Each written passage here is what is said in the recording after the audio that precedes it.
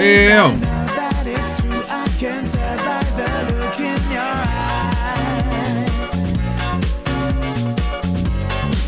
The fuck? Oh my god, so much better. Jesus Christ, that's so much better. That worked.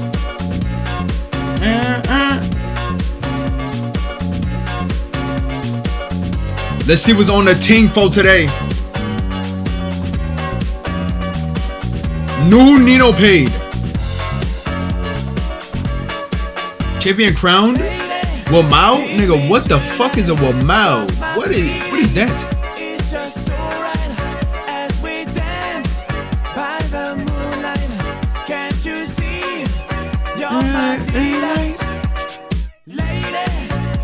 Critically endangered antelopes.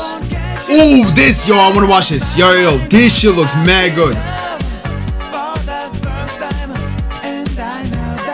Yo, that looks like a great fucking video. Oh, give me a sec.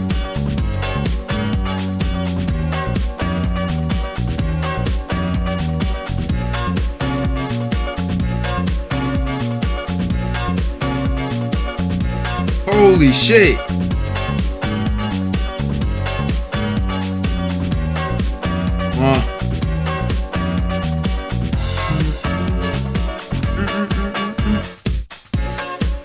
What else?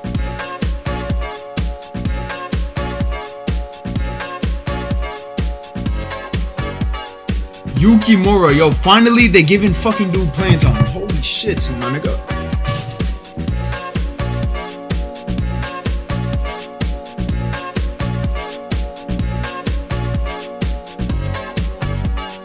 The world is dancing?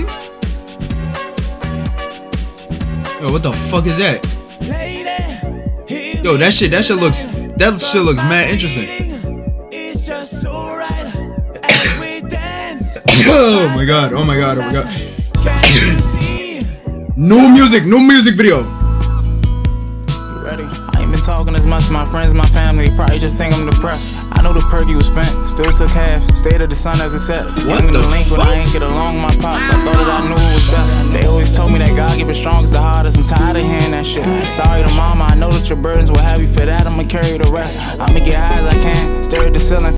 Think how I got in this mess. Gotta take a couple more pills, trying to see if I die. Now I'm feeling this shit in my chest. Yo, what? My thing is like, why is this nigga got the same fucking flow though? Like for the past damn near like hundreds of songs, it's the same shit, my nigga. She took everything that I told her and threw that shit right in my face. I mean, like I can't lie though, like shit hard, but like goddamn, bro. To tell you they love you and they do anything make you feel less of a man. What's the procedure when everything's starting to fail and you tired of shit on your plate? Who can I call when I don't wanna say I'm in trouble, but deep down I know that I am. This ain't a love song, it's just a song about niggas who been what they love. Youngin' just threw out his pills and said he want better. Just know that I'm proud of you, cuz. Fuck all that. My shit like it. I live, just know I'll forever be me. Mama ain't brought me to tears. She said that she know Pop's proud. Somehow I still grieve for everything that I lost, for everything that I achieved. They singing my shit in the crowd. Gonna sit on the roof and this bitch will be like my nigga. You hear the flow? It's like yeah. That's Nino paid, and it's like what else, my nigga? It's like it's cool. What is this? Finals Night Highlights 2026 Wamau Masters. What the fuck is a Wamau? It's fucking darts. Holy shit. Well, that won't be enough. If Littler's firing in a couple of ones. Where's my shit like it? Has the darts.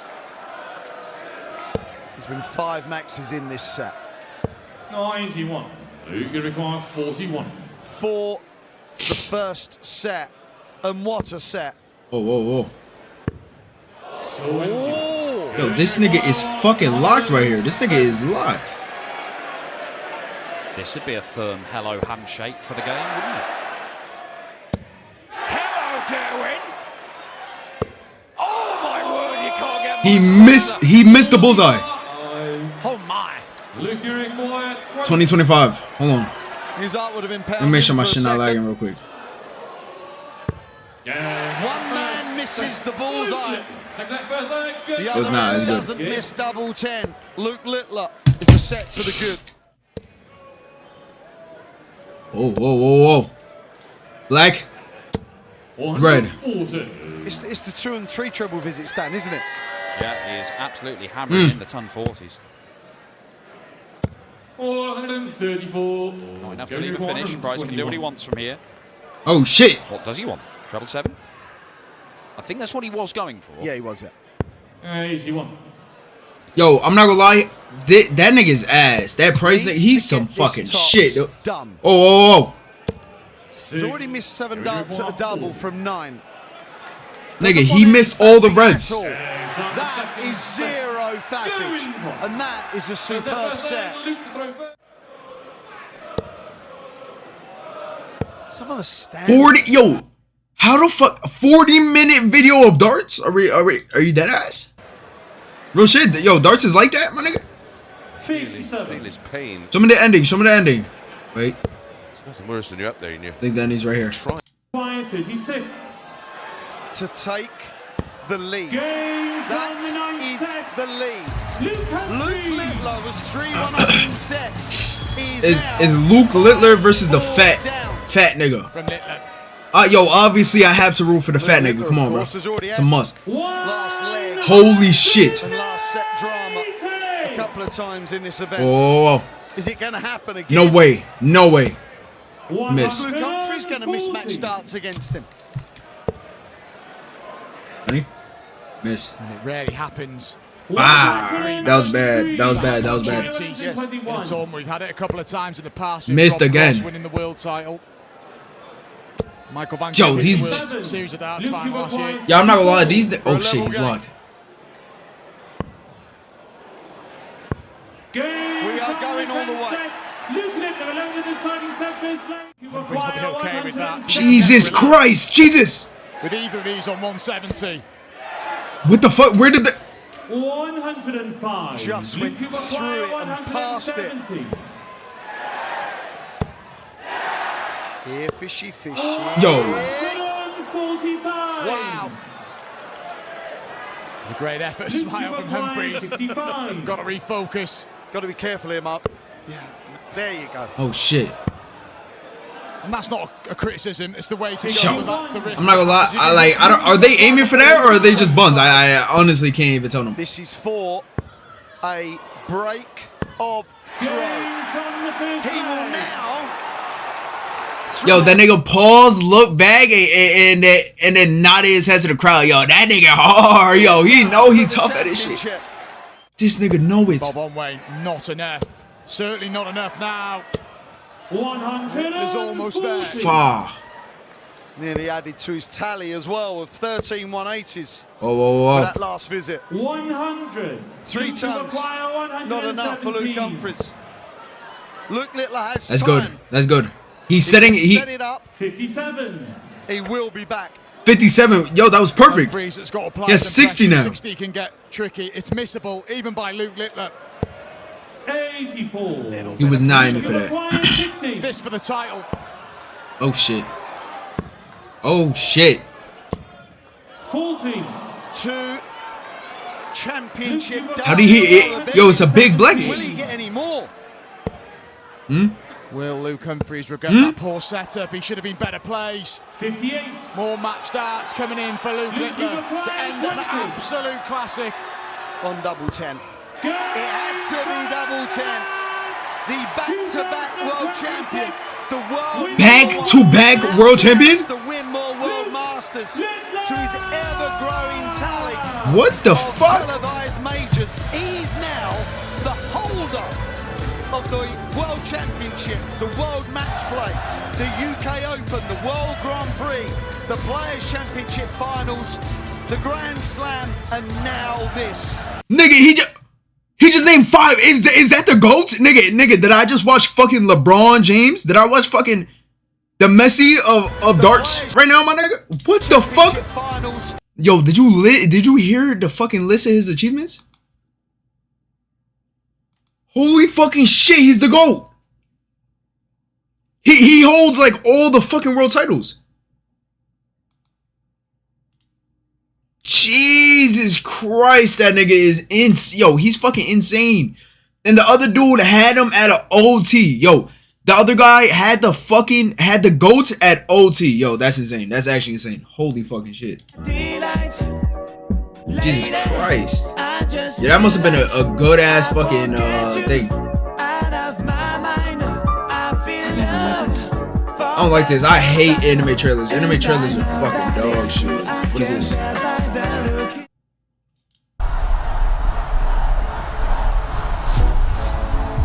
You're confident. You're strong. You're beautiful. You're the greatest of all time.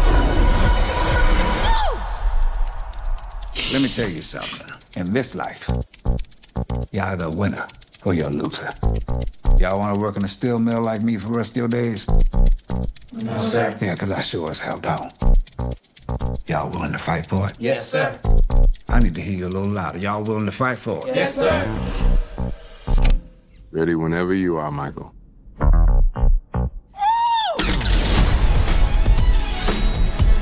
Do you know what I'm after?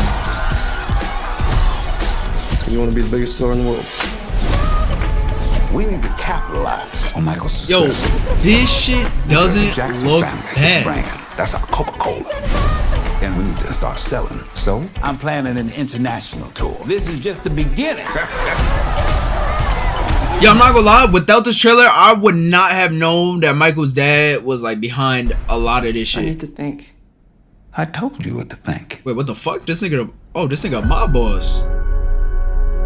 I love my family, but I just want to do my own thing.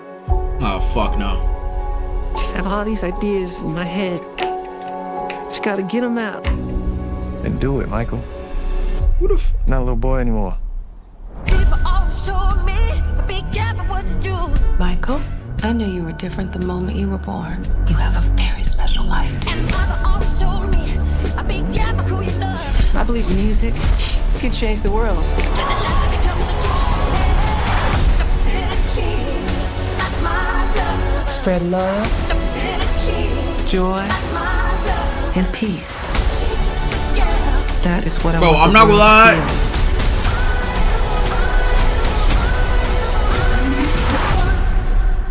Magic.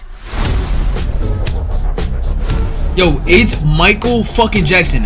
How would you, like, there's no way these niggas fuck up a Michael Jackson, whatever the fuck. There's no way.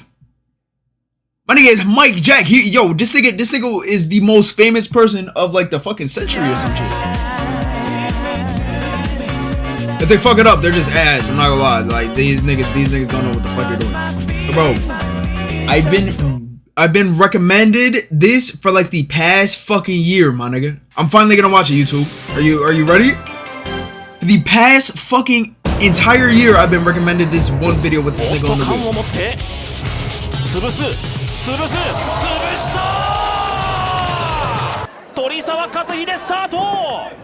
Oh, it's what the fuck?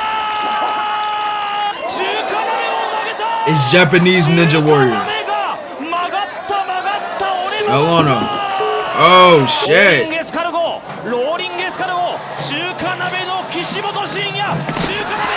Like bro, like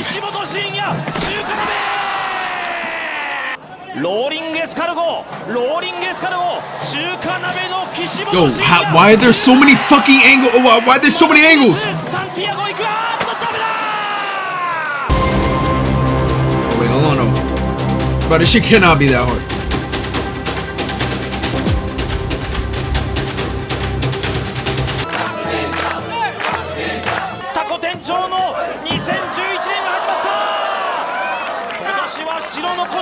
Yo, what the actual fuck is this show? What is? Wait, hold on, Gramps.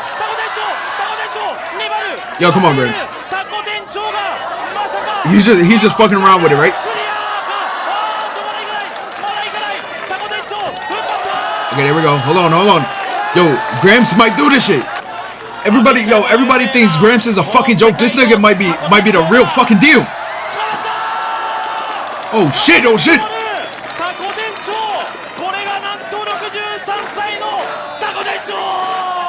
Oh, yo, don't sit down. Come on, bro.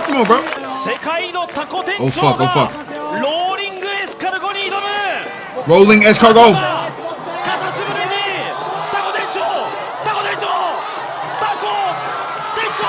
Jesus Christ. Yo, that nigga, this has to be rigged. He was doing so good.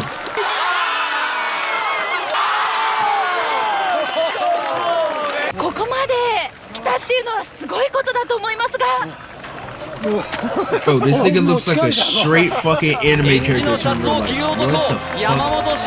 Sasuke?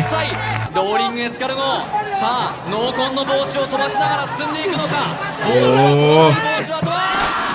Yo, it's always that. Yo, they always look solid to that last part, bro. I'm telling you, there's something wrong with this.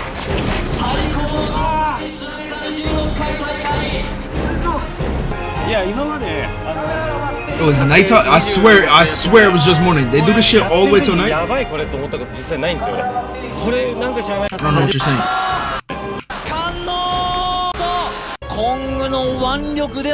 Yo, nobody can pass that one fucking part. Hold on.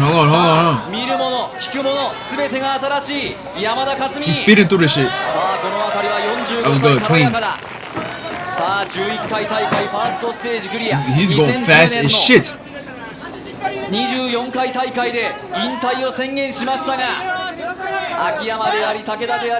Whoa, look. Yo. Look how he's planted. He fucking. Oh, wait, his foot's coming off. Oh.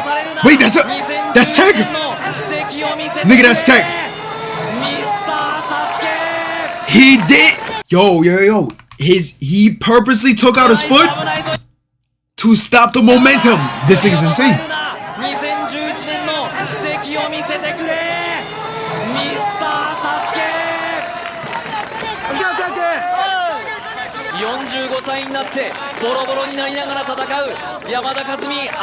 Come on, nigga.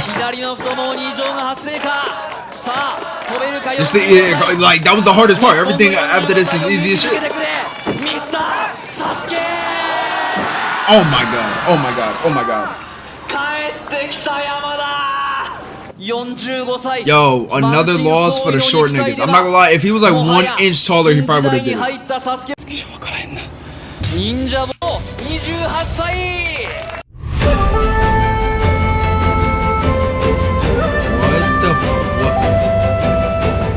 What the fuck just happened?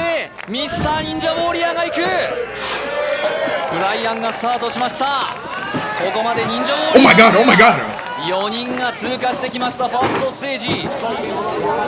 this nigga is on. This nigga is on one right now. Holy shit. Oh, he's an American Ninja Warrior. Oh yeah, this nigga got it. Jesus Christ. He's speeding through this shit. Is this the end? No, it's not.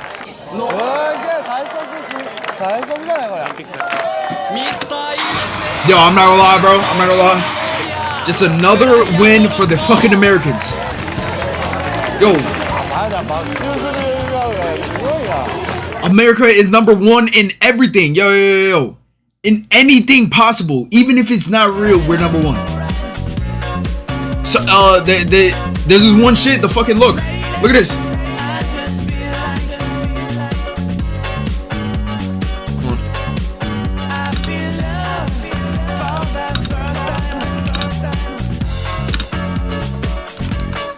Fucking hell. Holy shit.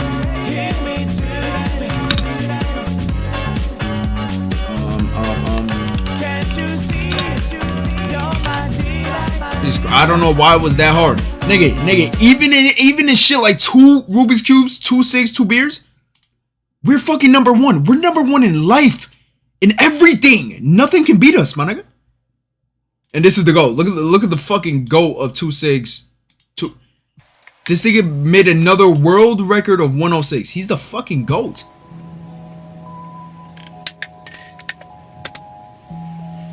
Yo, we're number one in everything, by the way. Now watch the fucking GOAT do this. Oh wait, hold on.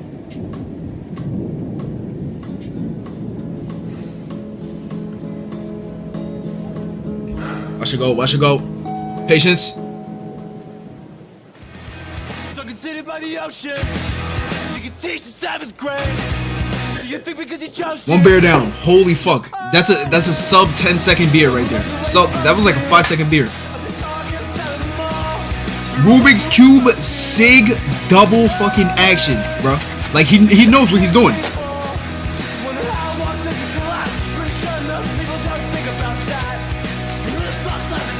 One Rubik's Cube even before his first SIG. Like this shit is insane. And then he gets to focus on the SIG. Watch him. Watch this. He wasted some time. He could have been lighting the second SIG when he was finishing the first one, but it's okay. It's alright. He still has enough time to practice. Unless he like dies of like cancer or some shit. But he'll probably be fine, my nigga. Trust me. He's a fucking professional. Second beer.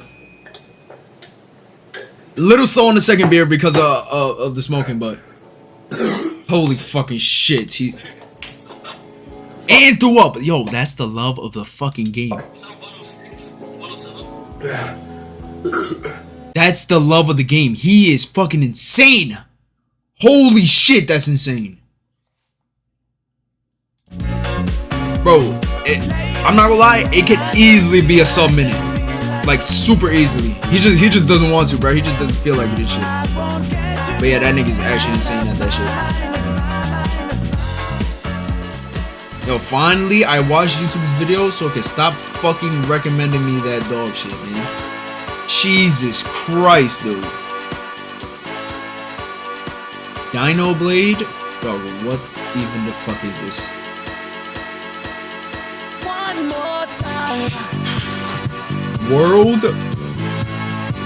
Rugby? Oh, fuck no. I didn't even know rugby. Yo, who let rugby out to the rest of the fucking world, man? Like, who could have fucking did this? Why did they do this? Longest 3-ball juggle in India. Ah, interesting. Very, very interesting, my nigga.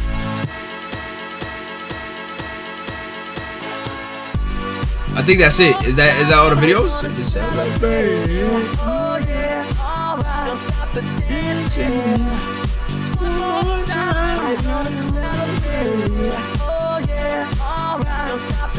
Cadillac Formula 1 team. Jesus Christ.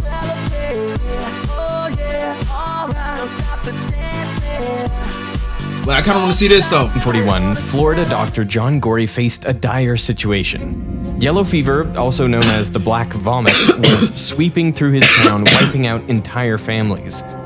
Patients came to Gorey's small infirmary jaundiced and burning with fevers up to 40 degrees Celsius. To cool his patients down, Gorey couldn't turn to refrigeration because that hadn't been invented yet. So he came up with the radical treatment. He suspended pans of ice in his infirmary, allowing the cool, dense air to flow down over his patients, providing much-needed relief. But this treatment was almost impossible to sustain because it required hundreds of kilograms of ice per day, and Gorey had only one way to get it. He relied on ice blocks that were transported thousands of kilometers through a now-forgotten ice empire, a vast network of ships and ice houses all built and controlled by one man, known to the world as the Ice King. What the fuck? Over the previous 35 years, he had forged a monopoly that spanned the globe, and anyone who wanted ice was at his mercy. Gory only got a few deliveries each year, and now, by the peak of summer, the cost of just a few days' ice for the infirmary would have been more expensive than the average yearly wage, so locals began to refer to the ice as white gold. As Gory's supply ran out, he was forced to watch his patients suffer and die. It was in that moment that he decided he would find a way to free the world from the grip of the Ice King. Quick disclaimer to start, we have been working on this video for months. It's a video about ice that is frozen water. Obviously, at the moment in the US, ice also has a very different connotation. Oh, what the fuck? I didn't even like think about most that. Americans, really upset about what is happening in Minnesota, and I hope that situation gets resolved soon. But that is not what this video is about. So there was no about frozen water, which no is the other way to type make of ice we'll be talking about here. By the turn of the 19th century, most of America's ice came from the northern states. I'm not gonna lie, we were Thousands so of ass square back in the kilometers day. of lakes What the would fuck? freeze We over couldn't for even months make of the ice. year. The hard part was getting all that ice out. To get ice out of a lake or river, first of all, you had to trust that it was deep enough to support your weight. Then there's no way to really tell. Then you had to walk out several feet onto this plane of ice, take a saw that's as long as I am tall, and then carve the very ice that you're standing on and just, you know, hope to heaven that it doesn't sink. Yeah, we were so fucking ass back in the day, man. Float it to shore, and a horse would help to kind of pull the ice into the back of a wagon. It was frequently common for the harvesters and their horses to fall through into the ice, sometimes to their death. This also, we didn't even dangerous have and fucking painstaking TikTok process back meant in the that day. Ice remained a rare commodity, available mostly to wealthy landowners. One of the few who had access to it was 22-year-old Boston merchant Frederick Tudor. Frederick In the Tudor. winter of 1805, I think I heard of him Tudor before. was thinking back to a tragic incident that had happened 4 years earlier. He and his brother came down with a bad fever while visiting the Caribbean. Back home, they would have just asked their servants to get some ice. Servants. But on the islands, ice was unheard of. With no way to cool down, the brothers cut their trip short and returned to America. And while Frederick recovered, his brother did not. Today, we know that ice wouldn't have saved his brother's life because he likely suffered from a rare case of bone tuberculosis. But at the time, Tudor believed that it was the lack of ice on the islands that was responsible for his brother's death. It was this painful memory that gave him an idea. What if he could be the one to bring ice to the Caribbean and, in the process, make his fortune? So Tudor got to work. He hired dozens of men to gather ice and approached investors to help finance a ship. But to the investors, this plan seemed ridiculous. Tudor wrote, "People only laugh when I tell them I'm going to carry ice to the West Indies," which is understandable because the journey would take 3 weeks, sailing through warm seas under the blazing Caribbean sun. Yeah, how do you cool the fucking ice? Ice in those conditions for that long? Wouldn't it all just melt? Yeah. It turns out people had figured out ways to make ice last a long time, even thousands of years ago. As far back as 500 BC, in the scorching summers of the Persian Empire, ancient kings like Xerxes enjoyed refreshing frozen desserts, even when the outside temperature climbed as high as 35 ice degrees cream? Celsius. Now, ice in the desert might seem strange, but during the winter months, temperatures can drop dramatically. So the Persians filled shallow pools with water, which would freeze overnight, and in the morning, they would break up the ice sheets and collect the pieces. To make that ice last until the summer, they used 3 key techniques. Let's try a simple experiment. I have 8 Installation. ice cubes spread evenly in one dish. Hold on, shut up, nigga. Shut up. Insulation, wind. I don't fucking know. And I have another 8 ice cubes, now stacked together in 1 mega cube in this dish over here. Now, if you leave these 2 plates to melt for a few hours, the stacked ice cubes fare a lot better. And that's because the main way ice melts is through heat conduction on its surface. So even though the volume was because it has too much surface. Yeah. What we had here. The key idea here is that you want to pack your ice as tightly as possible. In fact, the best shape to minimize the surface area is a sphere. So if you think about it, a snowman is pretty much mathematically optimal to survive as long as possible. But you don't need perfect geometry to make ice last a long time. In the winter of 2010, the city of Helsinki dumped all the snow plowed from their streets onto this huge pile, around 30 meters high and 100 meters wide. Almost a year later, that very same pile was still around, despite being exposed to one of the country's hottest summers in decades. The main reason it lasted so long is because the ratio of surface area to volume actually decreases for larger and larger amounts of ice.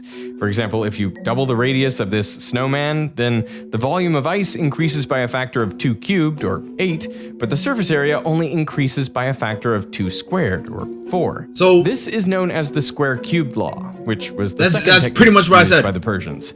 And finally, they needed a way to Insulation. shield the ice from the harsh desert. Okay, I have another example. 2 ice cubes, 2 dishes. The only difference really is going to be that I have this fan, which is going to be blowing air onto this ice cube. Now it's not heating any of the air, it's just blowing away any air the ice would have chilled for itself, and it's introducing more warmer ambient temperature air, which heats the ice cube better. Oh. After about an hour of the fan blowing, this ice cube is completely gone, whereas this one is only about 40% melted. So obviously you want to minimize the amount of airflow that you're getting around ice. Yo, it was the absolute complete fucking opposite of what I just said, but like same fucking idea, my nigga. So like I count that as a win though. Is by putting the ice in a deeper dish, like a pit. Because colder air sinks to the bottom, so it collects around the ice and lets it stay there for longer. And a way you can one-up that is to seal the ice, which is exactly what the Persians did. This is a yakhchal, an ancient Persian ice house. It's a massive domed structure with walls up to 2 meters thick at the base. Here, the Persians collected up to 220 tons of ice and packed it tightly together in a pit. This allowed the cold, dense air to collect while warm air was funneled up and out of the dome. After the winter, the entire structure was sealed up, insulating the ice until summer. Insulation! For the next 2,300 years, these Nigga, we were doing that shit back in the day?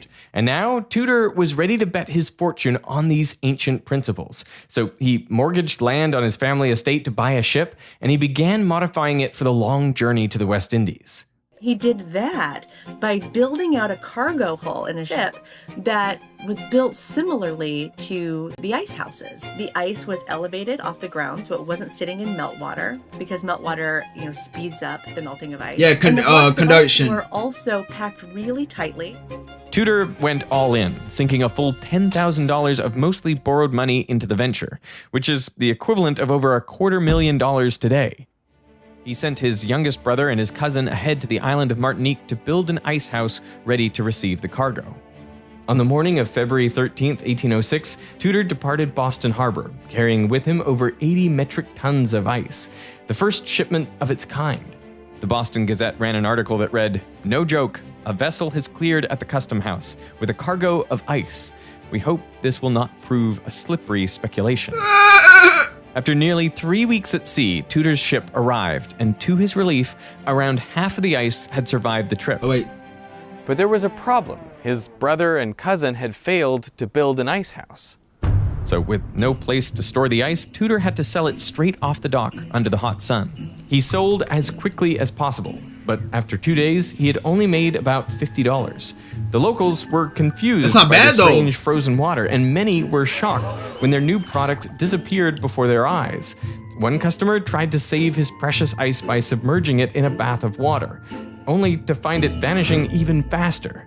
In the end, all Tudor could do was watch his remaining ice melt away. Yet somehow, he was undeterred. And over the next 4 years, $50 back in the day, that's not bad. Every cent to ship ice to new markets like Cuba, Jamaica, Barbados, and Antigua. But business remained difficult. Tudor wrote, "I found myself without money and without friends, and with only a cargo of ice in a torrid zone to depend on for the supply of both." Oh, shit. By 1809, Tudor owed $40,000 to investors. Oh, which is shit. over $1 million today. He was hounded by creditors. He was forced to hide from sheriffs on his own ships. And he was even sent to debtor's prison twice. He later described it as the winter of my discontent. But during that time, he had a revelation. The reason demand wasn't picking up was because the people of the West Indies didn't know what to do with ice. So all he had to do, he reasoned, was make them understand by offering them some refreshing drinks. He convinces the bartenders there to let him show them how to make icy cocktails. And he gives the ice initially to the bartenders for free. So the bartenders can sell both the icy drink and the room temperature drink at the same price just to see what their customers prefer. And lo and behold, they prefer the icy drink. In Tudor's own words, a man who has drank his drinks cold at the same expense for 1 week can never be presented with them warm again. Tudor even showed them how to make ice cream, which became an instant hit, especially in Cuba. 150 years later, during the Cuban Revolution, its leader, Fidel Castro, was obsessed with ice cream. He was actually known to eat up to 18 scoops after lunchtime, which is a bit crazy. His sweet tooth was so famous that the CIA actually tried to assassinate him with a poisoned milkshake. Now, back in Tudor's day, his work was finally paying off. The cafe owners in the West Indies started asking him for more and more ice, and he realized that he could increase his profits just by refining his methods. So he started using sawdust to insulate his ice on the ships, because sawdust was a phenomenal insulator that you could basically get for free from all the sawmills around Boston. They were just trying to get rid of it. And he also replaced the manual saws at the lakes with horse-drawn plows, which made it all the easier to get the ice out. Holy shit. Because of that, the price of extracting a ton of ice dropped from around 30 cents all the way down to 10 cents. By the 1820s, Tudor was finally Nigga, turning a profit. that's as the 3x. ice trade began to pick up. So much so that copycat businesses began to crop up. But Tudor wasn't about to let anyone else have a share of the market he created, so to maintain his monopoly, he often undercut his competition until they either gave up or went out of business. Tudor's ambition didn't end there, and he wrote that there was an experiment I have been desirous of making for 20 years. In 1833, he I'm not gonna lie, bro. biggest challenge yet. If you fucking go to jail for this shit, you have to run from mad people. You're depressed over this shit, and you're doing this for mad years, 20 years, my nigga. Yo, bro, you deserve to monopoly, bro. I'm gonna keep it a buck. You deserve to own all this shit and fuck to everyone. Ship ice halfway across the world kinda fucked to up, though. Calcutta, India. Nigga, India?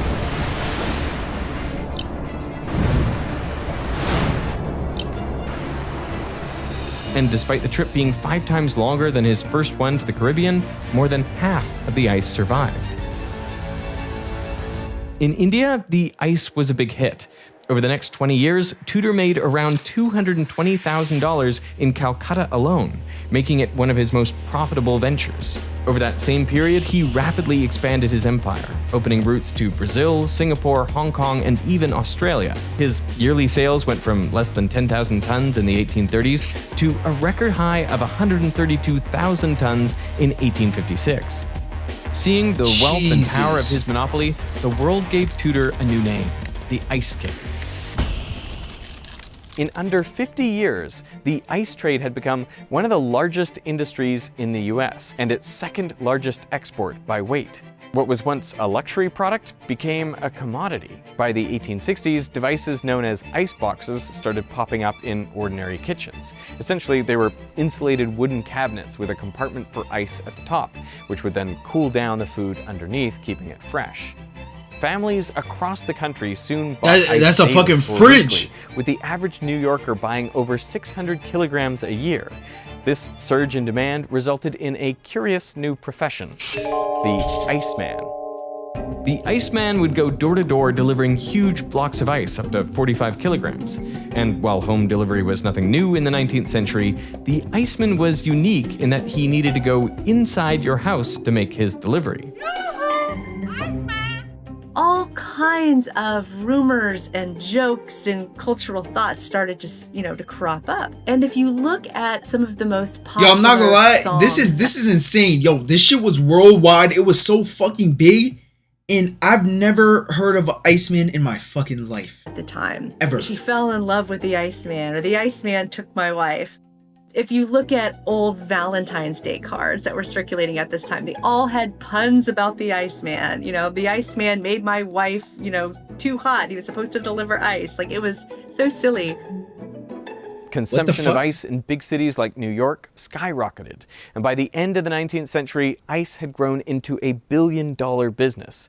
And while part of the demand was due to home ice boxes, the real driving force was several new industries. The ice industry also launched the fish industry, the meatpacking industry, the brewery industry. It became like this multi-level industry. When we get to the point where there are railroads, then comes the invention of the refrigeration car, railroad cars that were insulated with ice blocks to carry things that ice are looks perishable. disgusting. So if you think about it, fresh fruits and vegetables that have been region locked now can become national staples. So you have apricots and cherries from California, you have strawberries from Florida. They can all go inland. Actually, you want to guess the name of a vegetable that was really popularized with these chilled cars? Squash. Chilled vegetable. I'm gonna guess lettuce. Which one? Iceberg. Iceberg. It's gotta be iceberg, right? Exactly. You know, it's like crunchy water. Yo, like this shit makes me realize, holy fuck, I'm so lucky to be born in this generation because like niggas had to get ice, had to get an Iceman, had to do this, had to do that. Nigga, all I do now is just fucking scroll on TikTok, my nigga. And shit like that. Damn. I mean, I beat my shit too from time to time. Like, damn. Iceberg lettuce? It is crunchy water, but it was actually called iceberg because of the ice that kept it fresh. This change marked the beginning of a new system called the cold chain, and for the meatpacking industry, it was a huge upgrade. Previously, the only way to transport fresh meat was by sending rail cars filled with live cattle straight from farms to cities. Then the animals had to be brought into the city and held in local stockyards before they were prepared by local slaughterhouses and butchers. The result was that city centers were am I filled bugging with... or wait, am I fucking tripping? I haven't seen a black or white cow. How do cows look? What if I just search up cow? Like cows look like this now. I haven't seen these black or white cows in mad long, I think. Like cows are like one fucking color. I've been seeing a lot recently. Like they're what the fuck? What is happening? What is happening? Dirty, noisy cows. And on top of that, since almost half of the animal was inedible, shipping was extremely inefficient, pushing up the cost. I've been watching but like with this the entire chilled time. rail cars, all this changed, and the country's supply chain reorganized into three parts. First, ranches across the Great Plains funneled their cattle to cities in the Midwest. Taking on the role of industrial food preparation and distribution, these cities built up vast stockyards, slaughterhouses, and rail hubs to send the meat onward. Chicago emerged as the nation's meatpacking capital, ballooning in size from just 30,000 people in 1850 to 1.7 million in 1900. And at the end of the chain were the large, insatiable cities. With the new system in place, almost twice as much edible meat could be transported in each rail car, eventually dropping the cost in urban areas by 39%. As a result, demand soared. In New York City alone, beef shipments rose from just 2,400 tons in 1882 to around 63,000 tons in 1886. That's a 25-fold increase in just 4 years. But more importantly, with a national distribution network to rely on, these cities no longer needed to prepare meat locally. They could finally get rid of all the infrastructure and herds of cows in the city center, freeing up the land for things like housing, offices, and factories. This fundamentally changed their structure and gave rise to the modern city of today. But while the cold chain was redefining America, a new invention was about to overthrow the natural ice industry. Refrigerator. Which brings us back to Dr. John Gorey in the 1840s. A few scientists had devised and even built prototype cooling machines, but they weren't commercially viable. And Gorey wasn't faring any better. He had spent 3 years struggling to make artificial ice with no success. But one night, while experimenting with an air pump to drain a bucket, he noticed that if he let the air expand quickly, it formed a thin layer of ice on the surface of the water. He had just stumbled upon the breakthrough he needed, and he set about creating a prototype based on this idea. Take a sealed cylinder filled with air and a piston that can move inside it. We'll assume there's no friction or heat loss to the environment. When the piston pushes down, the air is compressed, increasing its pressure and temperature. The reason the temperature increases is because as the piston pushes down, it moves toward the air molecules. So when a molecule bounces off this moving surface, it gains a little bit of speed. Yeah. And since the temperature is proportional to the molecule's speed squared, well, the air must heat up. Okay, fucking This process is completely reversible. If the piston is released, the high pressure air pushes the piston back until the pressure equalizes. Okay, so if you do that, right, then you have to start at a compressed state. How do you start at a compressed state? Now when one of the molecules bounces off the piston, it loses a little bit of speed. Gory knew that if he simply let all of this hot, high-pressure air expand, it would return back to roughly its original temperature, which wouldn't be very helpful. But what if you start first cold? cooled the air and then let it expand? Holy well, then its fucking temperature shit. would drop far lower than the ambient air. He started with a similar setup, a cylinder and a piston that were powered by a hand crank, which he then attached to a large air tank. As Gory turned the crank, the piston moved down, compressing the air and raising its temperature. To prevent the air from being sucked out of the large tank, Gory added a one-way valve at the bottom of the cylinder. He also added a similar valve All at the top of the piston hottest so that the air cylinder goes down could there. refill with fresh air. So now, with each turn of the crank, more and more air was added to the tank, which allowed Gory to increase the pressure to around 10 Wait, so what do you do with this? But then he added one extra step. In between the piston and the tank, he placed a big bucket of water, and he forced the air through a submerged pipe. This cooled the air down to around the same temperature as the water. The result was that his tank was still filled with high-pressure air, but instead of being hot, it was cool. It's only the cold So one. now, when Gory released some of his cool air into another cylinder with a piston, the air rapidly expanded.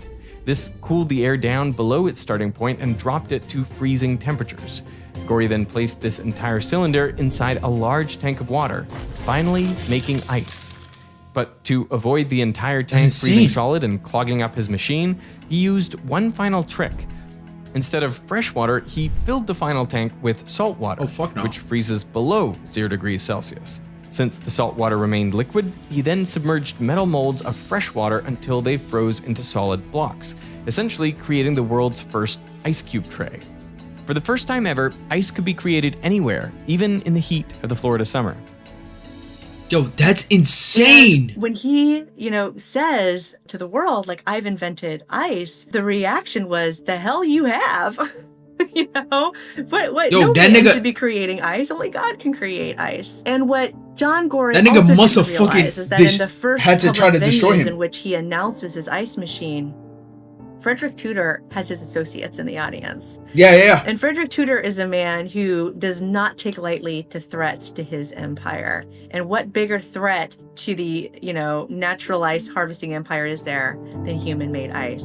There was no way the Ice King was giving up his empire without a fight. What he ends up doing is he ends up paying editors up and down the eastern seaboard at newspapers to publish scandalous news articles about John Gory. So everywhere from Tallahassee up to New York, you see newspapers publishing headlines like, there's this crank that thinks he can make ice as good as God Almighty. And ultimately, John Gory, he does patent his machine, but he never makes a dime on it. Gory spent the next few years in financial ruin. A decade later, he died alone and penniless, most likely succumbing to malaria. There are reports he suffered an extremely high fever in his final days, the very symptom he had tried to alleviate for so many years. But Gory's invention hadn't been completely ignored. Soon, others began work on artificial cooling machines, including James Harrison, a Scottish-born engineer working in Australia. Harrison noticed that Gory's machine had one big drawback. Yo, this is what I don't get about these old niggas, man. Yo, instead of trying to trying to fucking eradicate the guy, you should eradicate, then take over. Like, what are we doing? We're not evil enough. We're like, what is fucking happening? Relied on just two This components. nigga's an idiot. Heat, a compressor and an expansion engine. So instead of using air to cool his machine, he tried a different approach.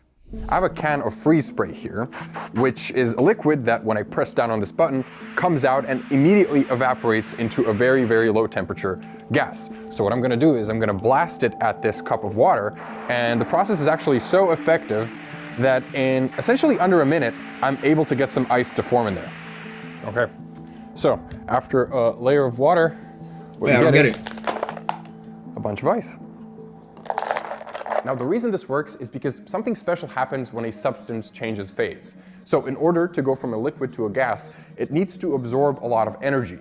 And pretty much all this energy goes into overcoming the force of attraction between molecules so that they can disperse and go into the gas phase. Harrison realized he could take advantage of this effect by forcing a fluid to continuously evaporate and condense as it's going through a loop. A modern version looks something like this. Start by adding a liquid under high pressure to a loop. Passing this liquid through an expansion valve quickly drops the pressure and temperature, causing some of the liquid to immediately turn into a gas. The mixture then passes into an evaporator coil where the remaining liquid continues to boil. But this phase change requires a lot of energy, so the liquid absorbs heat from the environment, and this is what creates the cooling effect. The cold gas is then cycled through a compressor, raising its temperature, and then it's pushed through a condenser coil. Here, the hot gas cools and turns back into a liquid, releasing the absorbed heat back into the environment. So where does the heat go now? Returning to the expansion valve. By repeating this cycle over and over again, Harrison was reportedly able to manufacture as much as 3,000 kilograms of ice per day, and his machine was a huge commercial success. Meanwhile, public resistance to godless ice and artificial cooling began to fade, overshadowed by a growing health crisis linked to natural ice. One of the reasons artificial ice was so much better is because we make it on our own terms. With natural ice, we had to wait until the right season, in the right place, and then whatever happened in the water that froze, like something died or was rotting in there, you had to work with it. By the time we get to the mid-19th century, the peak of the Industrial Revolution, factories and farms just letting loose their chemicals and detritus into the nearby lakes and rivers. You put an ice block into your cocktail, you could get cholera. There are like stories of hospitals treating wounds with ice, and then the ice makes you get a disease, and your wound isn't even the problem. They're getting cholera, they're getting food poisoning or ice poisoning. I mean, they're getting very, very sick. Jesus Christ. It's so funny when we were first talking. Everything ties back to the fucking Industrial Revolution. Holy shit. The story, I was thinking about this, frozen New England ice, and I was just imagining like the purest lake water, this crystal clear ice, and like just this. That's crazy. That's how that's how it's supposed to be. But now you mention it, it probably is a lot less hygienic, and there's probably germs in there. And so the human-made ice companies were like, sure, our ice isn't made by God, but natural ice will kill you. So which one do you want? After the first affordable home refrigerator landed in the mass market in 1927, it became one of the fastest adopted new technologies of the entire 20th century, going from less than 1% of homes having one in the 1920s to 85% by 1944. This made its takeoff even faster than the motor car replacing the horse-drawn cart. There's this argument of, would the world really be so different without refrigeration? Yes. Like, sure, food, strawberries, iceberg lettuce, but then you think about vaccines, blood donations, insulin, the same cold chain. Oh shit, I didn't think about those. And then beyond medicine, the same principles that Harrison and Gorey used for their fridges are what allow us to cool things down to almost absolute zero. Over the past century, so many of the discoveries that we made rely on this principle of refrigeration. MRIs, the Large Hadron Collider at CERN, the James Webb Telescope, all of that is also refrigeration. And my favorite is the PCR story, where Thermus Aquaticus was in a fridge for 16 years before Kary Mullis discovered it. There wouldn't have been that connection to make PCR viable in that way. This is insane. Without a fridge. I think it's easier to focus on the movement of macroscopic objects and macroscopic things happening, but this is really about controlling motion on the smallest scale, controlling thermal motion, which is a pretty remarkable breakthrough. I mean, we could heat things up for a long time, so you want to increase the thermal energy of molecules. I never thought about the fridge did a lot of shit. Remove their thermal energy and really slow them down, that's the refrigeration story, and that's really recent. But as you point out, like, it has profound effects. Damn, bro. Jesus fucking Christ, yo. Back in the day was fucking ass. Holy shit, them niggas. That was fucking ass back in those days. All right, now, yo, I'm very interested in this. This new pyramid theory explains the missing evidence. So I got an email from a guy who had a theory. Bro, I don't get it. Like, how the fuck do we not know about the pyramids? We literally fucking made these things. Pyramids. Apparently. And at first, how do we not know? Because when it comes to the pyramids, the line between researcher and conspiracy theorist gets a little blurry. But he sent me all of his research, almost 10 years of work, and I did look at it eventually, and it completely changed the way that I look at the pyramids. He said the pyramids weren't built, they were unbuilt. And maybe all the missing evidence that we've been searching for, the ramps, the tools, the machinery, it's not missing at all. It's actually right in front of us, just misinterpreted. So I want to walk you through this theory today, but I'm not gonna lie, this email did take me down a very strange rabbit hole. Because for all the theories and simulations and 4,000 years of research and speculation, we actually know very little about how these structures were built. Wait, yo, I thought it was gonna be a regular video. This shit looks fucking peak. We can't understand the pyramids without talking about time. Because the pyramids are very, very old. The cliche saying is that Cleopatra lived closer to the iPhone than she did to the construction of the pyramids. The ancient Romans would tour the pyramids like we tour the Colosseum today. And over that insane scale of time, things get blurry. But what we do know is that pyramids themselves were the endpoint of a massive architectural learning curve, each one taking about 10 to 15 years, and each one getting us closer to the Great Pyramid. 146 meters tall, 2.3 million blocks of stone. The base is almost a perfect square, off by mere centimeters, with a slope so razor precise, because even the slightest variation would mean a failure at the top. And the whole thing is aligned almost perfectly to true north, off by just 1/15 of a degree. That's actually insane. Did all of this without compasses or lasers or GPS, as far as we know. Or a calculator or fucking stars. Or and if you scaled it to the size of the Earth, the height to base ratio would almost match the curvature of the planet. Yo, the what latitude what the is actual the exact fuck? same number as the speed of light, and just 0.0002 degrees off from the pyramid's latitude is also this subway in Louisiana. Yo, there's too many coincidences. Other than the subway, obviously. But like, nigga, like, what the fuck? There's way too many coincidences to be a coincidence. Things exist on that latitude. But you see, the pyramids seem so impossible, and our understanding is so limited, that it's just the perfect breeding ground for conspiracy theories. But it is worth remembering, if any civilization could pull this off, it's probably the Egyptians. Every year, the Nile flooded, and it turned the valley into a surplus machine, with ridiculous amounts of grain, enough to feed tens of thousands of people who weren't farming. Remember our video on the Romans? They got their grain from Egypt. And that kind of surplus meant Egypt had something incredibly rare in the ancient world. Time, labor, and stability for massive multi-year engineering projects. And they created incredible inventions like counterweighted lifting devices, mummification, star-aligned surveying tools, and one of the most accurate calendars on Earth, long before most civilizations could even write. On top of that, how were hyper-organized bureaucracy. How are they so fucking smart though? Everything.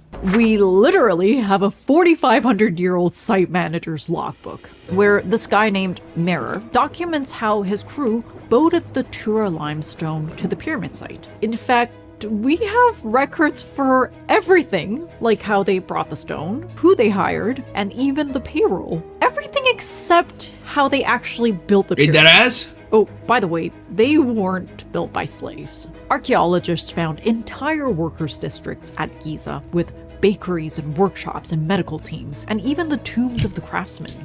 Wait, but why not though? Like if you had slaves, like why not? Skilled labor crews, not an oppressed workforce. And despite keeping diligent records of all of this, when it comes to the construction drawings, it's kind of like they said, well, let's mess with those guys a little bit. Because maybe they knew that we were going to be arguing about this for centuries. How did they know? Yo, there's too many. Built. Cranes, counterweights, kites, water elevators. But there's two big ones, ramps. Counterweights? In the classic one, the external ramp theory, workers drag the blocks. No, the ramps are fucking dumb. That's a horrible theory. Dumb ass theory. Too much fucking ramp so as the dumb. pyramid rises. It's very simple. The amount of power to keep the slope gentle enough for normal humans and not physical 100 athletes, the ramp would need to stretch around 2 kilometers. Who the fuck is calling me on Instagram, my nigga? Who the fuck? Dude, what is it? What the fuck is that emote?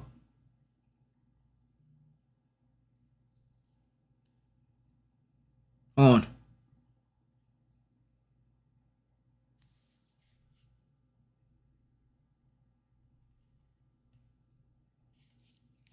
Shorter or steeper, people probably start dying on you.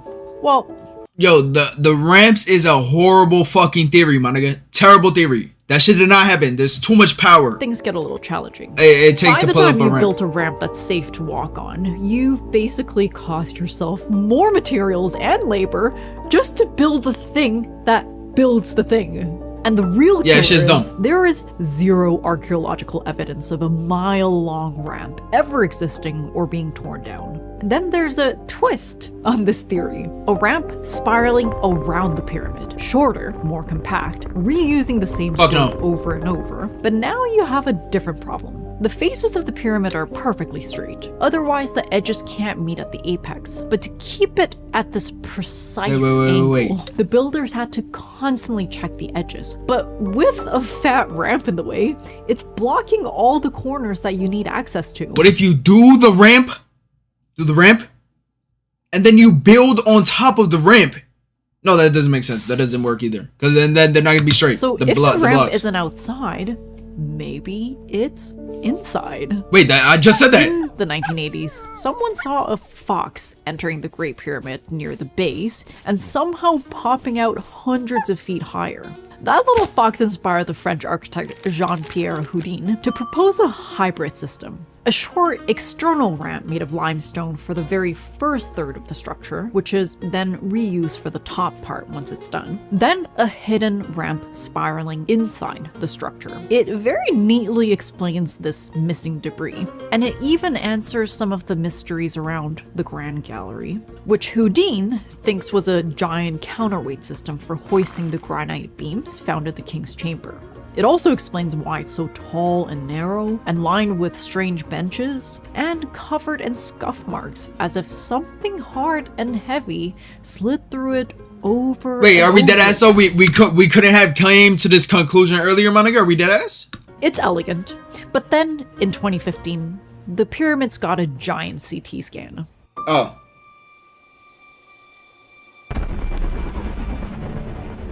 This is muon tomography. Think of muons as high-energy particles from space that are constantly raining down on Earth. They pass through rock, but very dense areas slow them down. So if you put detectors inside and around the pyramid and wait long enough, you can build a 3D density map, kind of like a medical CT scan, and you can do all of this without touching a single stone. Yo, that's insane. They found something crazy. A massive, unexplained void just above the Grand Gallery, which led to thousands of new theories overnight. But what they didn't find was a clean spiral running just under the surface. If a kilometer-long ramp was hiding there, let's say, you would expect at least a faint trace, but instead the scan shows scattered voids. It doesn't necessarily kill the idea, but it strongly weakens the argument. And then most other pyramid construction theories are variations on these two. The thing about these theories is that most of them actually work until you reach the top. The apex is actually the hardest part of the whole structure, because even a tiny error at the base becomes a huge deviation at the top. The edges need to be perfectly straight, so you need full access to all 4 faces and lots of room to work. With an external ramp, you eventually have to remove it or drastically shrink the ramp right when you need it the most. With an internal ramp, the higher you get, you are losing the turning radius, the hauling space, and of course the ability to check the edges. And then there's a shit ton of corners. In other cultures, you start to notice a lot of them dodge this issue with a flat top. Even Egyptian pyramids later lose their tips. This is why, I don't get it. Why a fucking pyramid though? Like, although why? Pyramids were made all over the world, only the Egyptian pyramids are considered a miracle of the world. In other words, this sharp apex actually is the rarest and hardest part to explain, and the key to the pyramid's construction. By the way, all of this background research and custom assets we created for this video, we decided to put it on a dedicated I don't give a fuck. Tell me the thing. We built the whole thing in frame. Very easy for us to see results. Finding something real time 2 years Giza, like thousands of blocks, hand placed in 3D. And at first, I thought it was a little bit, feels a little conspiracy theory. But then I did read the research and I realized he wasn't trying to solve the pyramid. He was trying to solve the system that produces a pyramid. He says the Great Pyramid wasn't built on its own, but through a chain of sacrificial structures that are designed to be cannibalized. Let me explain. Before the Great Pyramids was a natural limestone outcrop with small hills. Most of the core blocks for Khufu's pyramid was carried directly from this plateau, with finer casing limestone brought from Tura and granite from Aswan. And they really used this landscape to their advantage. First, they identified the high points, shaved them, and terraced them, turning the hill into a working platform. Then you overbuild. Instead of starting with a pyramid shape, you create a rough, gigantic trapezoidal step mass with an integrated ramp system. And once the ramp reaches its full height, you start carving it down into the final pyramid shape. Remember the apex problem? Even the tiniest error at the base explode into huge deviations at the top. But if you work downward from a wide, stable platform, it's much easier to retain this precise angle. The shape is actually super important here. If we were to apply the system to a pyramid shape, the ramp would get steeper and higher as you go up, creating another death slide for the workers. But a trapezoid spreads outward at the top, and it gives you this workable 7-degree ramp all the way up. A flat, safe working deck around the apex, and full visibility of all 4 edges. So they cut it. Wait. Instead of if they cut it out, if they cut it out, nigga, that would explain a fucking shit ton. That means like, cause didn't we not? Isn't there not any carving spaces? Pyramid shape. You delay like it carving, like Once fucking you carve holes. down the step mass, the extra limestone is then reused for the other pyramids. The Great Pyramid is roughly 6 million tons. Choi's model estimates the initial step mass to be around 8 million tons. Carving that down gives you roughly 2 million tons of reusable stone. This gets split between the working mass for Khafre's pyramid and into the other annex buildings. Then this process is repeated for the other pyramids, each one going through the same recursive construction loop. Once you add all of the stone that moves easy fucking it should be easy to tell the difference now. So if this is true, then you have to make sure that this is the same as this. That's it, my nigga.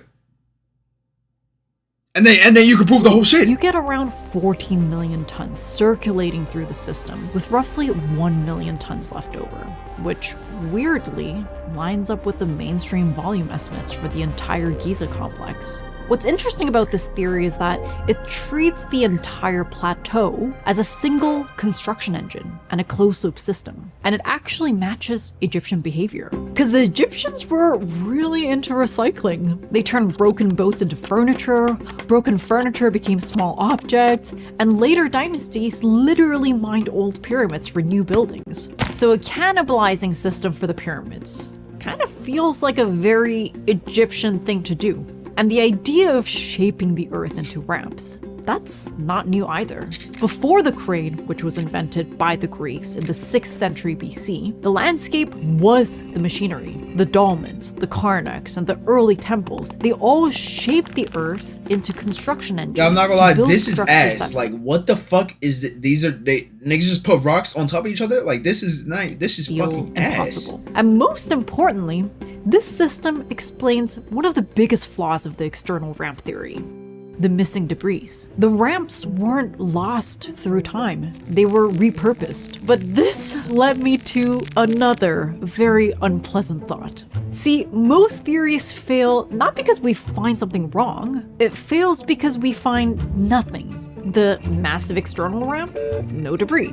The internal spiral ramp, no signs of a continuous spiral. The water shaft theory, no canals, no cuttings, no retaining walls. And this way of disproving based on negative evidence totally makes sense from a proper archaeological point of view. But what if that evidence didn't disappear through time? They purposely did it. By design.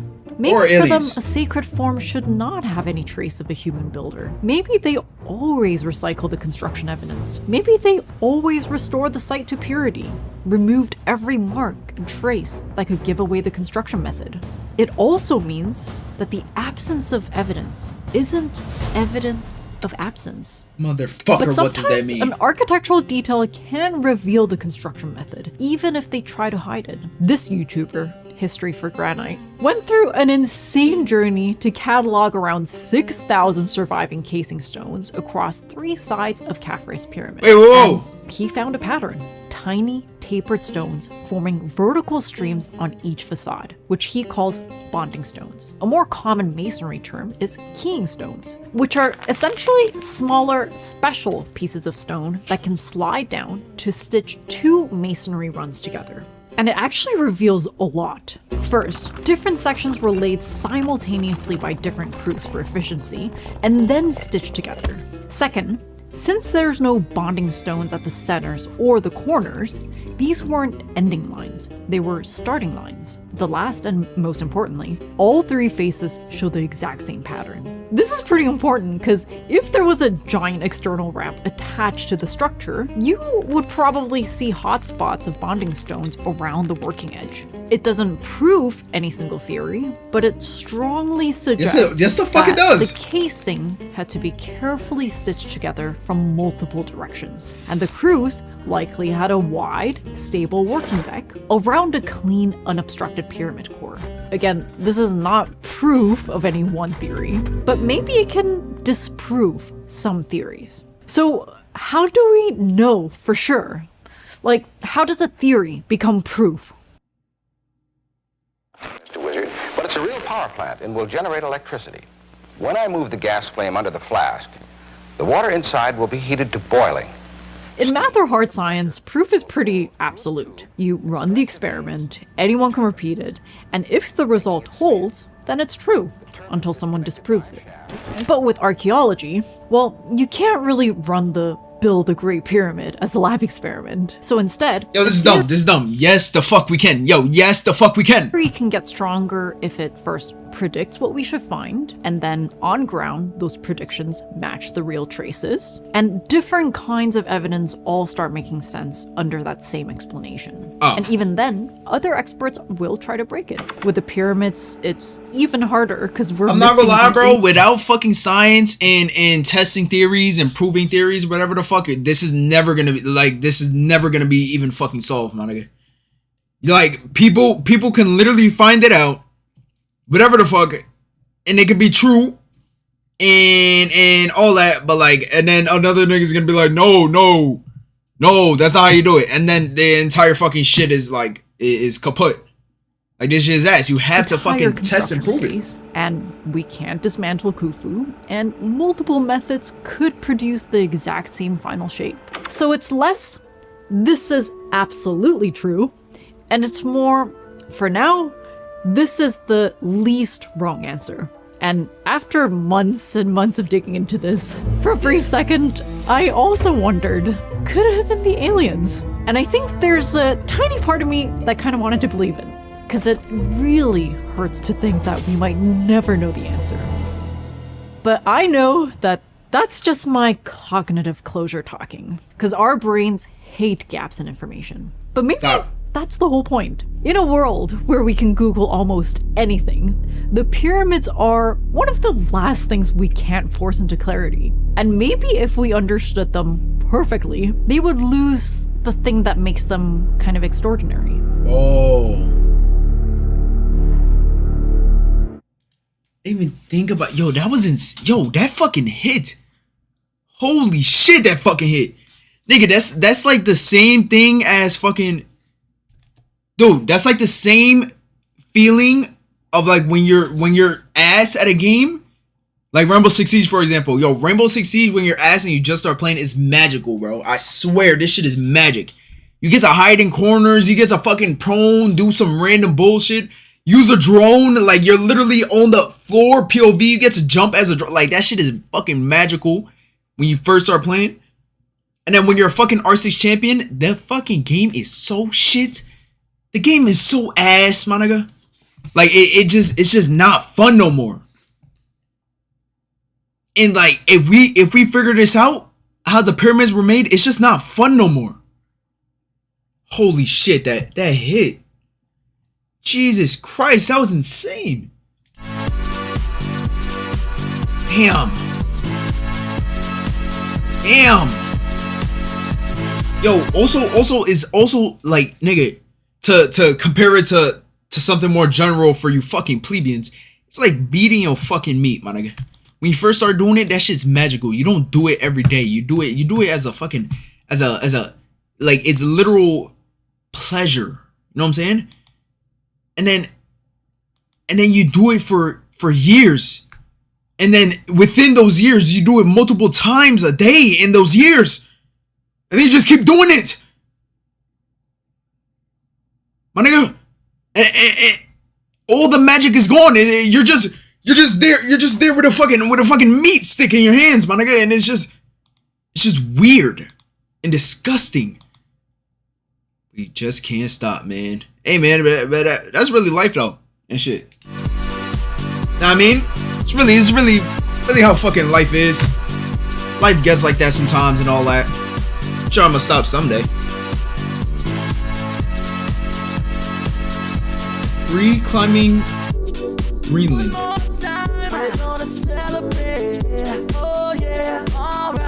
We're dancing one more time. We're gonna celebrate. Oh yeah, stop and dancing one more time. Holy shit, they sexy me. I'm just feeling. You see what's on my Instagram's photo today?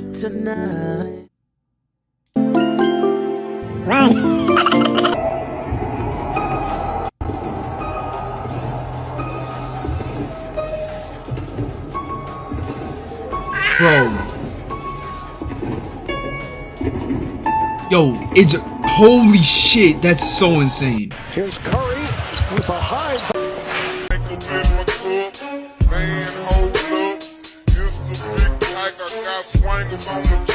Bro, old niggas spend money on bullshit. Like, what is this? What the fuck?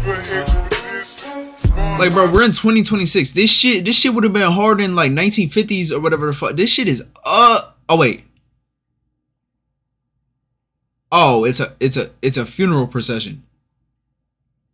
Holy fucking shit. Yo, Kai Sinet was right, my nigga. I need to start fucking reading, dude. Jesus Christ. What the fuck?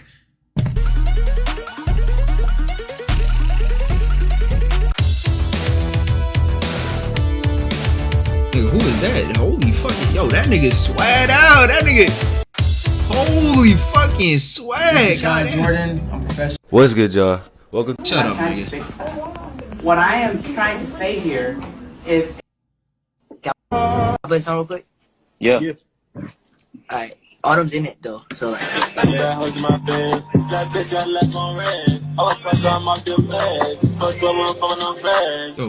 that nigga's forehead is so fucking wide.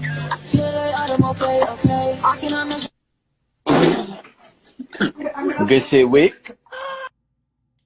Can I play a song real quick? Yeah.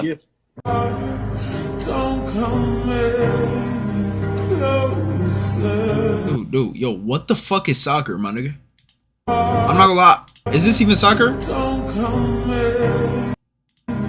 Nigga, what fucking team is this? What game? What fucking game is this? Holy shit. I have nothing on. Turn around and put your hands behind your back. Turn around and put your hands behind your back. Put your hands behind your back. Put your hands behind your back. I'm not doing anything. Get your hands behind your back. I have nothing on. Turn around and put your hands behind your back.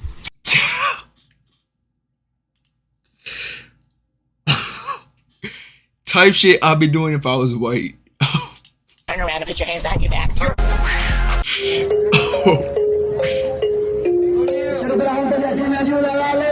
can't fucking admit they're fucking killing already born kids, so you're telling me it isn't real when they had a fucking vote in the goddamn fucking Senate. That's a conspiracy theory. That's a conspiracy. Yo, what's the chances he's talking about Popeye's chicken sandwiches in correlation to the kidnapping of children? I realize when a man is yelling like a baby, he's either acting like a child or he's desperately trying to tell the truth. Sometimes I'd be doing that and just be fucking straight lying. The Epstein files just got dropped. Like bro, I've been trained to do that since Among Us. Of course I would do that. And I got so much. What the fuck is he talking about? What the fuck is this? That's a good boy. Who's your mommy, little doggy? Are we fucking dead ass? I would never believe this. Sometimes I wake up and I'm Michael Beasley. Sometimes I wake up and I can't find him. And sometimes I. But that's so good. It's so good though, my nigga. Wake up and I'm.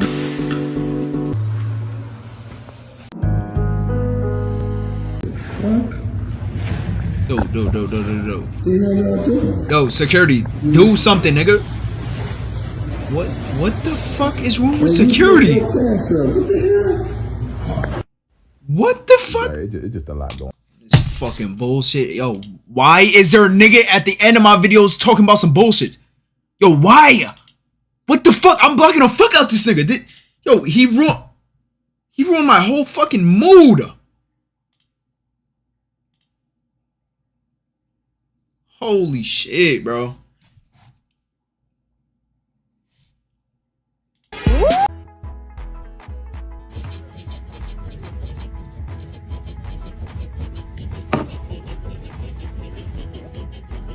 Oh, why am I watching this? What the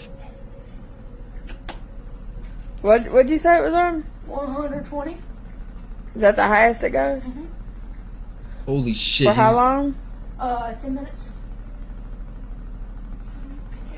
He's losing 120 pounds a second. Holy fucking shit. Yo, he's locked the fuck in right now. Wonder what he's watching though.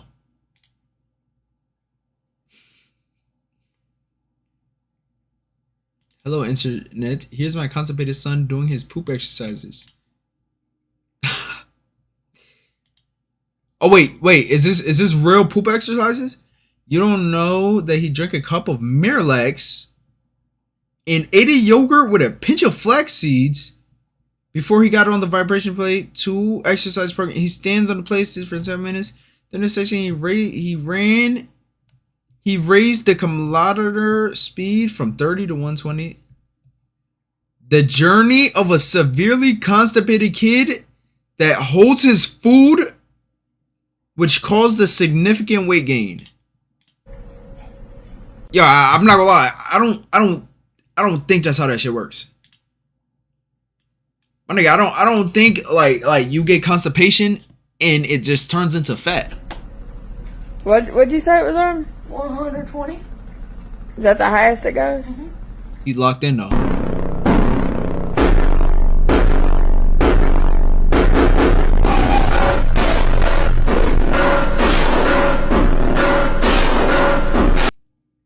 Let's read these comments real quick. Dude, you're so cool. You even mock Marlon. Can you post a video of you hitting on someone to show how much of a martyr you are? You're generally one of the most chopped individuals I've ever seen, bro. Humble yourself. Yeah. Yeah, this nigga's ugly. This nigga's ugly as shit. Is he unironically do this? How ironically is this nigga? Yam keeps shrinking. Yeah, this is not real. Yo, I don't believe this shit for a second. This shit has to be ironic. But yo, why is there so many videos though? Like, why does it keep going? Why?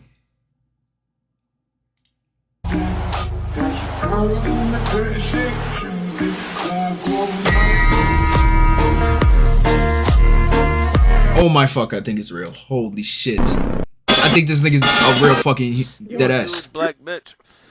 Babies are just kind of like almost have souls, but not yet. So if a baby dies, it's like, nah. What? Yeah. Or if you have too many kids, you can just kill them because they're just like animals. What the fuck are you talking? Babies are just kind of like almost have souls, but not yet. So if a baby dies, it's like, nah. What? Yeah. Or if you have too many kids, you can just the real problem with this is like, feel me? She's an icon. She's a legend, and she is the moment. Now come on now. What the fuck? What the fuck? Oh my gosh, this is so freaking epic. You go to the Vor panel, Vor. Holy crap, Donald Trump. Hello, Peter. Welcome. Bro, like, these niggas need to get holy fucking shit. Yo, would you rather leave your child with Epstein or one of these niggas? I'm not gonna lie. Same. Like, Jesus fucking Christ. Holy shit, this is insane. What the fuck are they doing up? Man, you get your ass beat, man. Walk away. Just walk away, bro. Walk away. It's cool, bro. Walk away. Nigga, you in the driver's seat, nigga. Hell yeah. Just go, bro. Why you crying? Yo, why I'm not do to him? Yo, his bitch is bigger than him. He's fucked. Stop crying, bro. What? Ah, man. She was whooping your ass, bro. It's cool, bro. It's cool. Y'all cool?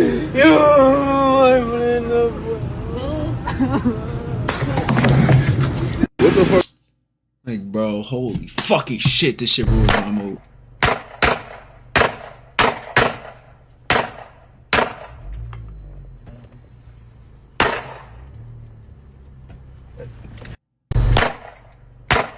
Shot up his ops mother's crib. Yo, this nigga is fucking insane. That's genius. So you don't leave any bullet casings at the scene or your car, but now your hands are completely saturated in GSR. Yo, this is fucking... That's insane. What the fuck?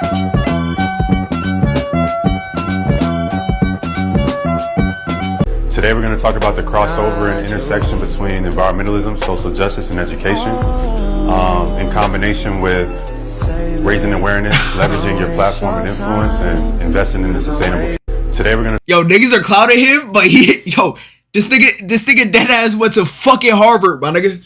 Like he's a Harvard fucking. I don't think he graduated because he went to the fucking NBA. Holy shit! This nigga is actually him when it comes to the brain and shit like that.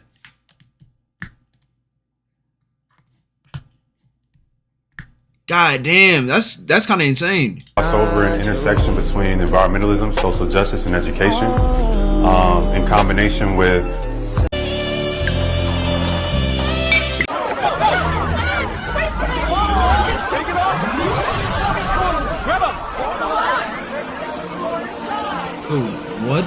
What the fuck is this? This shit. Oh, AI stop has to be burning our brains. There's one number that predicts inflation months before the Fed even. I don't give a fuck.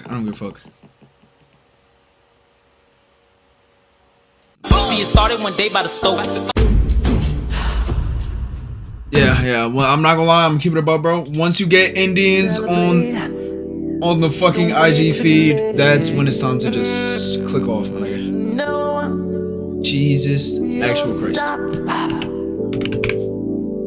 You can't stop. We're gonna celebrate. I'm gonna put this on and I'll be right back. Hello everyone, this is your daily dose of internet. I'll be right My back. car is right there being towed. I got a gentleman right here saying if I beat him first straw, rock, paper, scissors, shoot, I can get my car back. Ready? Rock, paper, scissors, shoot. Get out of here! Yeah. I'll take that ticket any day.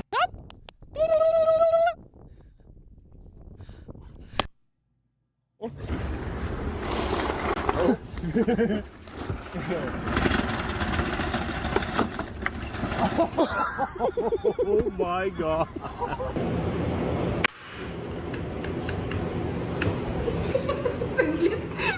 Kasi picture na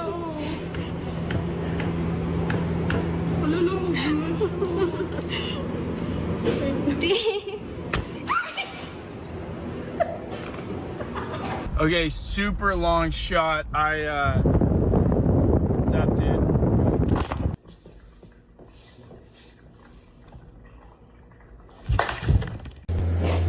Got some plow action. Damn, I wish I could get him to do my driveway. Oh, what do you do that for? No, I wasn't meaning to go up. Oh, no. Don't break your other arm, please.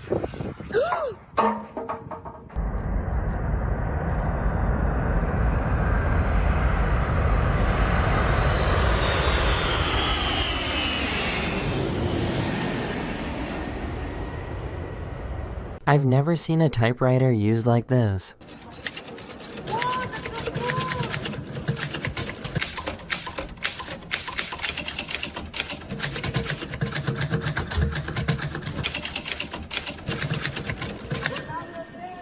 Yo, what the actual am I, bro? What? I'm hired DoorDash and I turn around and, bro, what the? Oh! Go.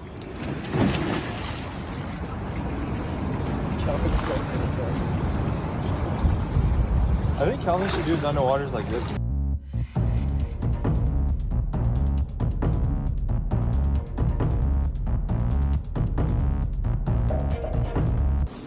This and pero joder, no, pero de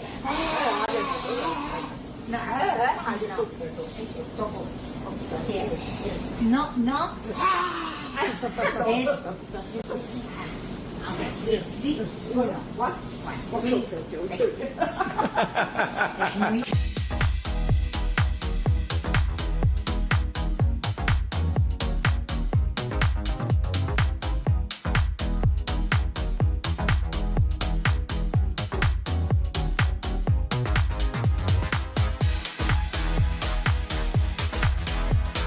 This lady tried to hide her badger's food high up, but this rat had other ideas.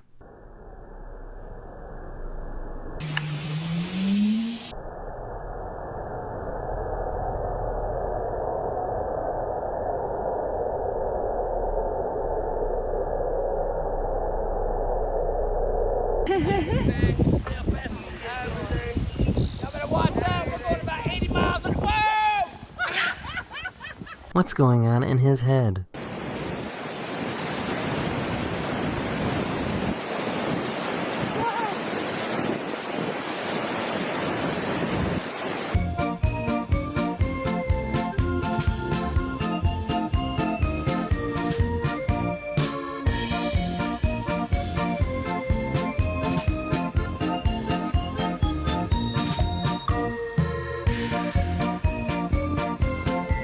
So this is weird, every car in this crash was the same make and model.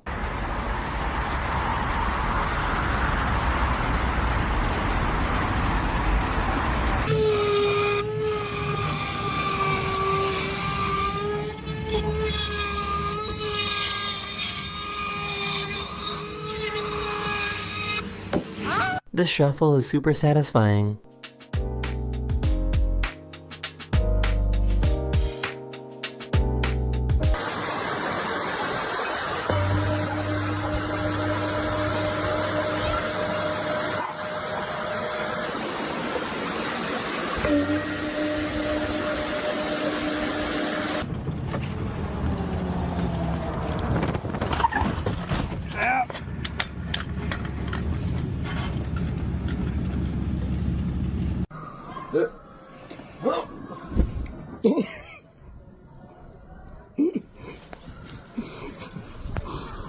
Inside their cheek. So half of the Yankee left with it. But Maverick over here, I don't think he's ever been grumpy a day in his life when he's getting attention. Flowers, here they are. We worked all day on Mother's Day. All day. Did so good. Worked so hard. Yo. Look what I got for eats. Look what I got for eats, my nigga. Strawberry Pop-Tart. 1 bratwurst sausage with onions, instant karma, ketchup, and mustard on a paper towel, and a fucking Go-Gurt. Holy shit, yo. Life is not that bad, my nigga. Life is dead ass. Is dead ass not so bad as Chicago, it should be right now. Started to shiver.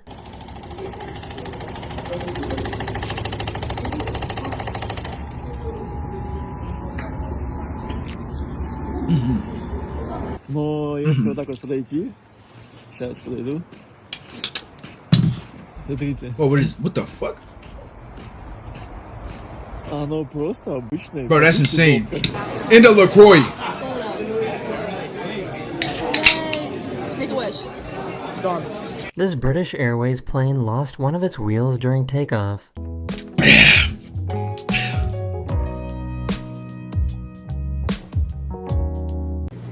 Room 360.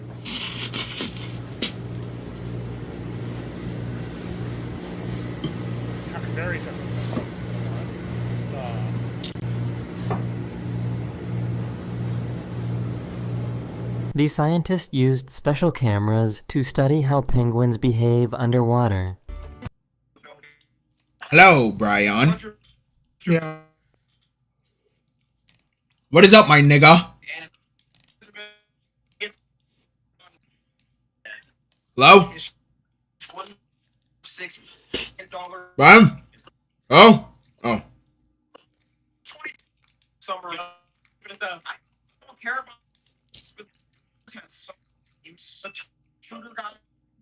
Man, what the fuck is you watching, bro? I'm done. Recap. What? Poor video. Are you lagging or is it me? You. Oh.